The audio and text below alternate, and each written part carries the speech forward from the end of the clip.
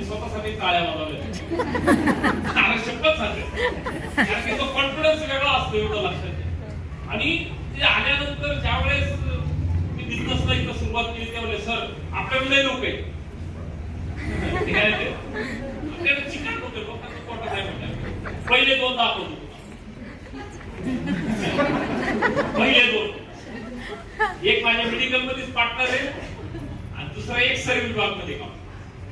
दोघांना सांगितलं की असं आता शेवटी कसं आहे की जेवढा भरोसा त्यांनी ठेवला तेवढा यांनी